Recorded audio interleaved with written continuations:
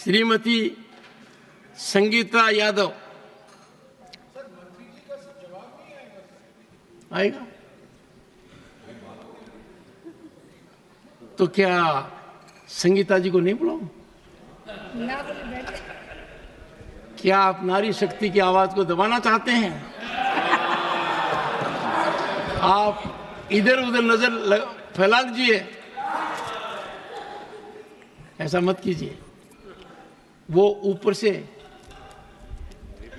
देख रही हैं आपको, इसीलिए मैं कह रहा हूं जयराम जी को ऊपर से देख रही हैं वो, ठीक है। श्रीमती संगीता यादव। माननीय सभापति जी, आपने मुझे नवकरणीय ऊर्जा के ऊपर बोलने का अवसर दिया, इसके लिए मैं आपका आभार प्रकट करती हूं। और मैं एक बार और आपका धन्यवाद करती हूं कि आपने महिला सशक्तिकरण को बड़ा अच्छे से पक्ष रखा। माननीय सभापति जी, यह जो हमारा नवकरणीय ऊर्जा पे काम चल रहा है, ये 2014 से लगातार एक सतत प्रक्रिया के तहत ही चल रहा है। ये जो प्रयास है हमारे, इससे भारत की तीसरी अर्थव्यवस्था बनाने में बहुत बड़ा योगदान मिलेगा, विकसित भारत की नींव पड़ेगी। और यह कोई अचानक में हमारे बजट में इसका प्रावधान नहीं किया गया, इसको मैं कुछ अपने तथ्यों से बताना चाहूँगी। ग्रीन ग्रोथ के लिए अपनी हमारी सरकार की एक रणनीति है, उसके 3 स्तंभ हैं। पहला है रिन्यूएबल एनर्जी को कैसे प्रोडक्शन को लगातार हम बढ़ाएं। दूसरा है कैसे हम जीवाश्म ईंधन की जो इस्तेमाल उसको कम करें। और तीसरा है कि हम इथेनॉल, जो हमारी तेज़ गति से जो हमारी इकोनॉमिक चल रही है, इसमें हम कैसे सबका पार्टनरशिप भी बढ़ाएं।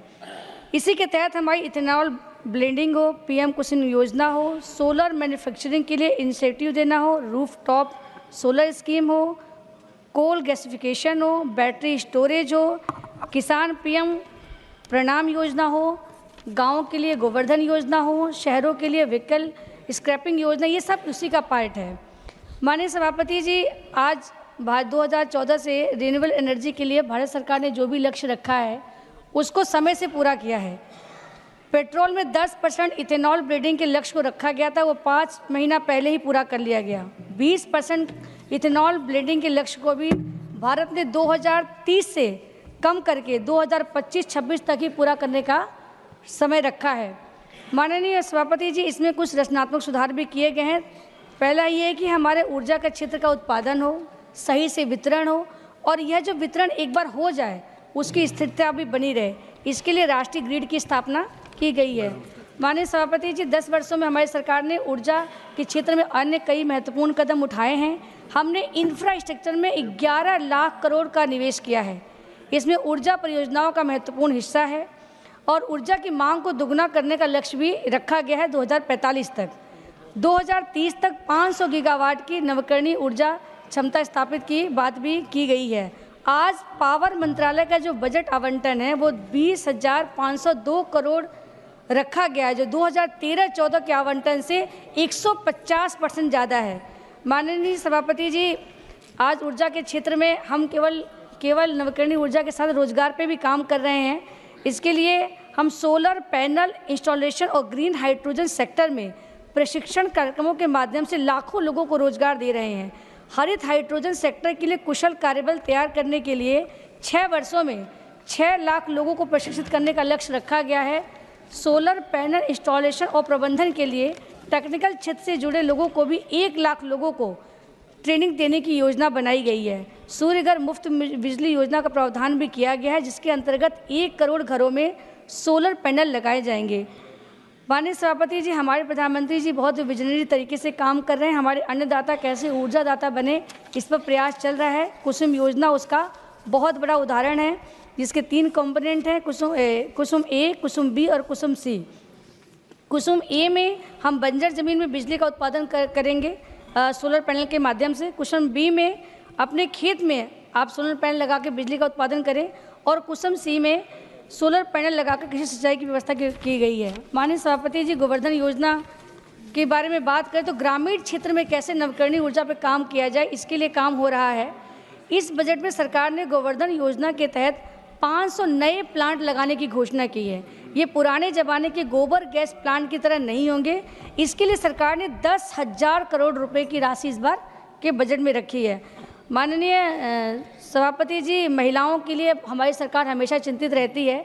इसके लिए सोलर पैनल इंस्टॉलेशन और प्रबंधन के लिए 1 लाख समूह की महिलाओं को ट्रेनिंग दी जा रही है। और इसमें मैं थोड़ा ग्रामीण क्षेत्र से आती हूँ, तो बिना ये बात कहे अधूरी रहेगी। जब 2014 में सरकार बनी थी और घोषणा किया गया था कि लगातार लाइट आएगी, तो मैं उस समय विधायक थी, तो यही सोचती थी 2017 में सरकार हमारी यूपी में है कि ये सरकार ने बोला तो है, पूरा कैसे होगा। लेकिन इसके लिए भी मैं बताना चाहूँगी माननीय सभापति जी, शहरी क्षेत्रों में बिजली की आपूर्ति अब 2024 में 23.4 घंटे हो गई है। ऊर्जा आवश्यकता और आपूर्ति की गई ऊर्जा के बीच का जो अंतर 2013-14 में 4.2 था, अब वो घटकर 2024-25 में 0.1% रह गई है। तो ये मैं इसलिए बताना चाहूँगी माननीय सभापति जी, क्योंकि उस समय कोई अगर आ जाता था घर में शाम को, तो लगता था कि आदमी कैसे, कहाँ लाइट के बिना तो क्या ही होगा। तो अब चूँकि आपका आदेश आ गया, तो मैं अपनी बात को, है तो बहुत कुछ ठीक है, तो चूँकि हमारे 1 मिनट और लीजिए आप। बस चंद लाइनें कह के मैं खत्म कर रही हूँ। 1 मिनट और लीजिए। 1 मिनट ही लूँगी माननीय सभापति जी। बस मैं इतना ही कहूँगी कि जो हमारे पीएम साहब हैं वो लगातार हमारी महिलाओं के लिए, किसानों के लिए, युवाओं के लिए कर रहे हैं, उनके लिए 2 लाइनें कह के अपनी बात को समाप्त कर देंगी। भारत माँ के घर में नया बसंत दिखाई देता है, वंशवाद की परंपरा का अंत दिखाई देता है। भारत माँ के घर में नया बसंत दिखाई देता है, वंशवाद की परंपरा का अंत दिखाई देता है। और मैं भी उस कड़ी के हिस्सा हूँ। तुमने उस दिन परंपरा का सूरज एक उगाया था, तुमने उस दिन परंपरा का सूरज एक उगाया था, जिस दिन तुमने संसद की चौखट पर शीश झुकाया था। सभी को प्रणाम।